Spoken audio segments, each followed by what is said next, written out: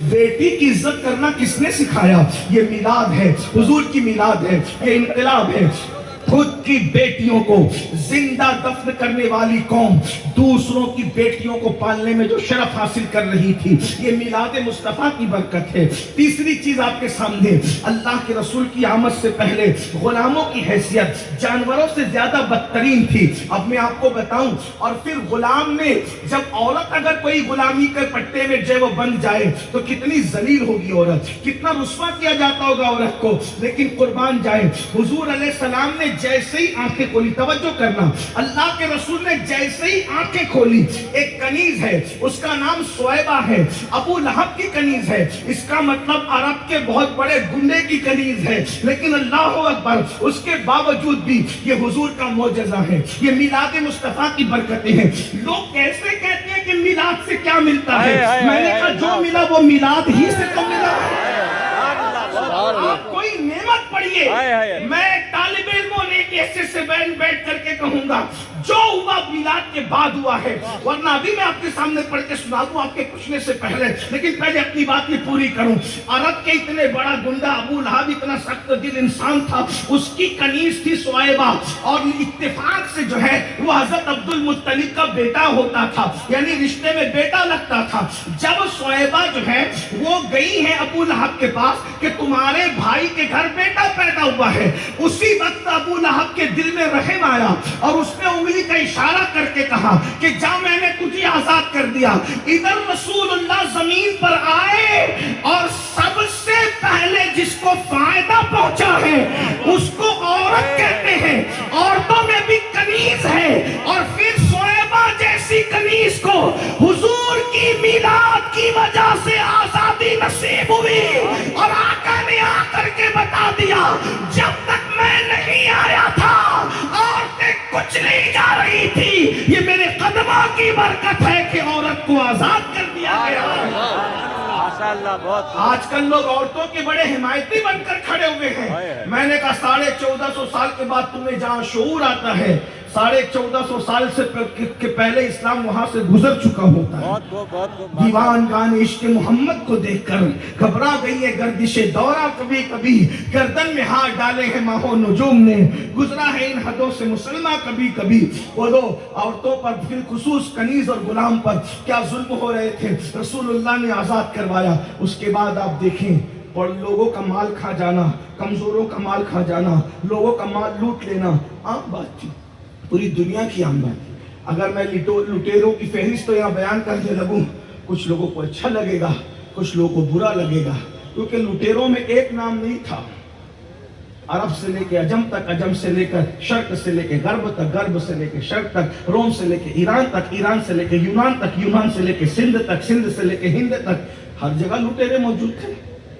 لیکن ابھی بات یہ نہیں بنتی، آپ سمجھ گئے کہ انسان جو ہے وہ لٹیرا پن کرتا تھا، مال کھا جاتا تھا، کمزوروں کا مال چھین لیتا تھا۔ لیکن جب اللہ کے رسول تشریف لائے تو انسان کو حضور نے شعور انسانیت عطا کی۔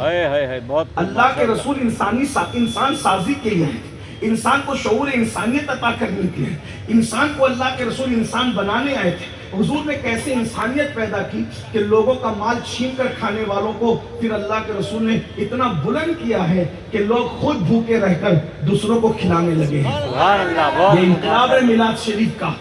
ایک واقعہ آپ نے سنا ہوگا، بڑا مشہور سا واقعہ ہے۔ ایک مرتبہ چند لوگ آئے مسجد نبوی میں، اس وقت تو بیت المال کا سسٹم نہیں تھا، ذرا غور کیجئے گا، خود غرضی سے نکال کر کس طریقے سے عیسیٰ اللہ کے رسول کی میلاد میں لوگوں کے دلوں میں پیدا کیا ہے۔ میں بھی اس کا اینڈ پڑھوں گا تھوڑی دیر، بہت زیادہ نہیں، اس لیے کہ روڈ پر بھی پروگرام ہے اور شہزادہ والا تبار کی گفتگو اور علماء کی گفتگو ہو چکی ہے۔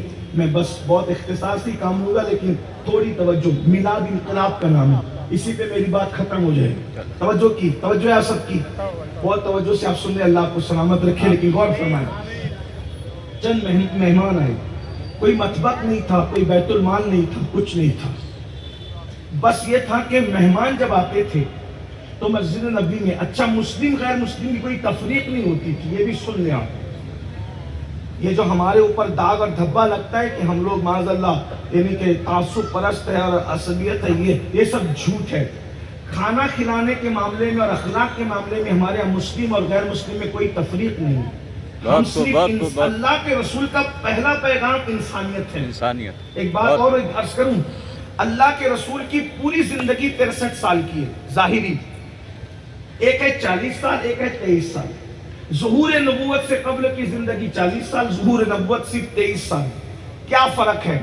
40 سال حضور نے لوگوں کو انسان بنایا اور 23 سال میں حضور نے لوگوں کو مسلمان بنایا. اور حضور علیہ السلام نے ہمیں یہ بتایا کہ جو انسان بن جائے گا اس کا مسلمان بننا آسان ہے, اور جو انسان ہی نہیں بنے گا پھر وہ مسلمان. جس طریقے سے سمجھانے کے لیے اگر کوئی SSC کا ایگزام پاس نہ کرے تو پھر کیا کبھی وہ ڈاکٹر کی ڈگری حاصل کر سکتا ہے؟ کبھی حاصل نہیں کر سکتا, چاہے کتنے بڑے باپ کا بیٹا ہو.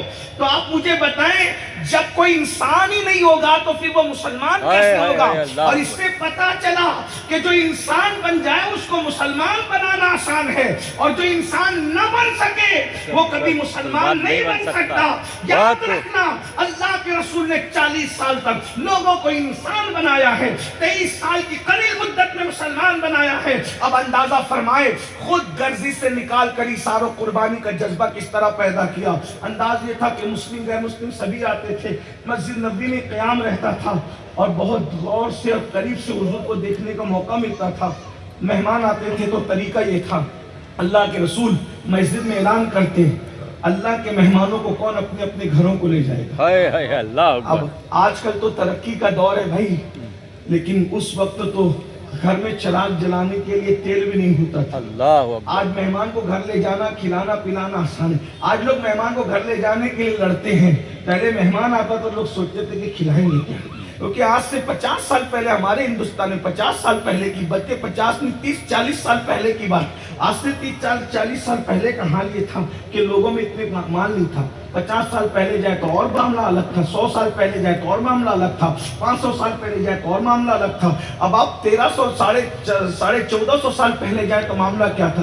گھروں کا حال یہ تھا, گھر اتنے چھوٹے چھوٹے سے تھے, ہاتھ اٹھاؤ تو چھت پر لگتے تھے. یہ حالات تھی. لوگ جب 3 دن فاقہ کرتے تھے, فاقہ کشی. اب تو میں سمجھتا ہوں کہ سڑک پر جو بھیک مانگتے ہیں بھکاری, وہ بھی 3 میں 4 بار کھاتا ہوگا بھائی. بالکل میں یہ بات کہہ رہا ہوں, یعنی کوئی غلط بات نہیں کہہ رہا ہوں. روڈ پہ پڑا ہوا آدمی بھی کم سے کم 3 بار تو کھاتا ہے, اور اگر بہت کم آپ کہتے تو 1 بار تو وہ ضرور کھاتا ہے. ایک بات آپ کو بتاؤں, آج کل تو بھکاریوں کا حال بھی یہ ہو گیا ہے, وہ کھانا دو نا تو پہلے چکھتے ہیں, ان کو ٹیسٹ سمجھ میں آتا ہے تو کھاتے ہیں, ورنہ وہ اٹھا کر کے جانوروں کے آگے ڈال دیتے ہیں.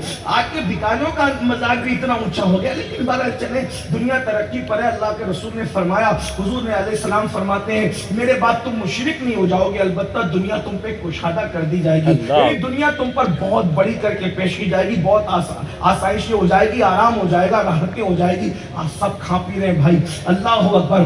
آج تو لوگ 2 ڈریس ایک دن میں بھی چینج کر لیتے ہیں. ایک دور وہ تھا کہ لوگ ہفتے میں ایک لباس پہنتے تھے, ہفتے میں کبھی 2 لباس پہن لیتے تھے. آج تو روزانہ میں پانی میں اثر ہے. لوگ ہفتے میں 2 دن نہاتے تھے, کبھی کبھی 1 دن نہاتے تھے, تیسری مرتبہ نہاتے تھے تو گھر سے ان کو جو ہے وہ تعبیری کاروائی ہوتی تھی کہ پانی اتنا نہیں ہے, تیسری بار نہ نہایا کرو. یہ حالات بھی دنیا نے دیکھے, یہ معاملات بھی دنیا نے دیکھے. دنیا بہت تنگ تھی, ابھی کشادہ ہوئی ہے اور آگے اور کشادہ ہوگی. اور یہ بات یاد رکھنا, کشادگیاں انسان کو آوارگی کے راستے پہ. اللہ اکبر. اللہ, اگر دل میں خشیت نہ ہو, کشادگی دیکھ لیجیے. آپ انٹرنیٹ کے آنے سے پہلے جو تقویٰ آپ کے پاس تھا, انٹرنیٹ, اب میں کسی کو کچھ نہیں کہہ رہا ہوں, اپنے آپ میں ڈوب کر سوچو, کیا انٹرنیٹ کے آنے کے بعد وہی تقویٰ آج اپنے پاس ہے؟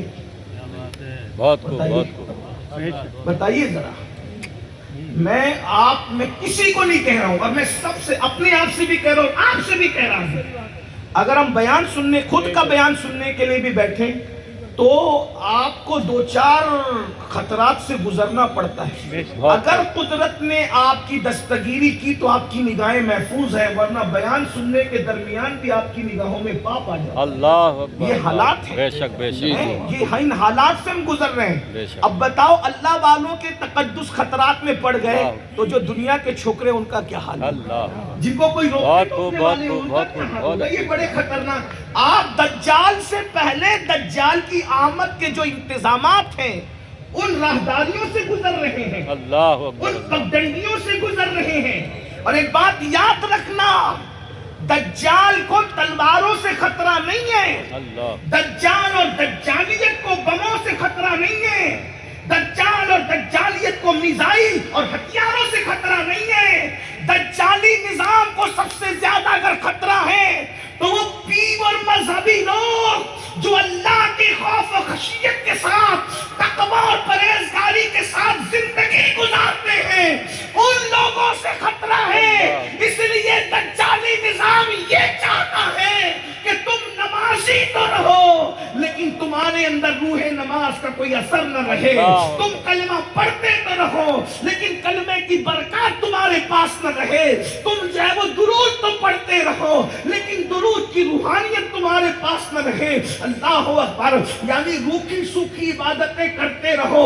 अल्लाह के बंदो जरा गौर करें, कितना बड़ा हथियार है तकवा, कितना बड़ा हथियार है मजहबियत, कितना बड़ा हथियार है मसलकियत। इसलिए कि दज्जालियत चाहती है कि बद्र में हथियार नहीं थे, फिर भी जो जंग जीती गई है वो खशियत और इश्क की बुनियाद पर जीती गई है।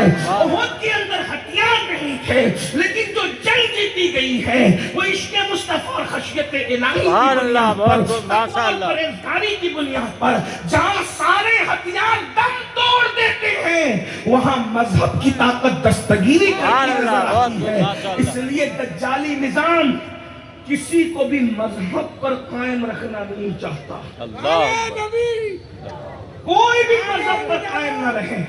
इसीलिए आज देखिए रसूमात बहुत, हमारे नौजवान बच्चे तकरीर सुनने के शौकीन हैं, बहुत शौकीन हैं, हजारों के तादाद में रोजाना जलसों में लोग आते हैं, मुंतजिमीन भी खुश हैं, मुकर्रिर भी खुश हैं, सब खुश हैं। लेकिन एक बात बताऊं, ये भी कयामत की निशानियों में से एक निशानी है कि अल्लाह के रसूल अलैहि सलाम ने फरमाया, मफ़हूम हदीस है,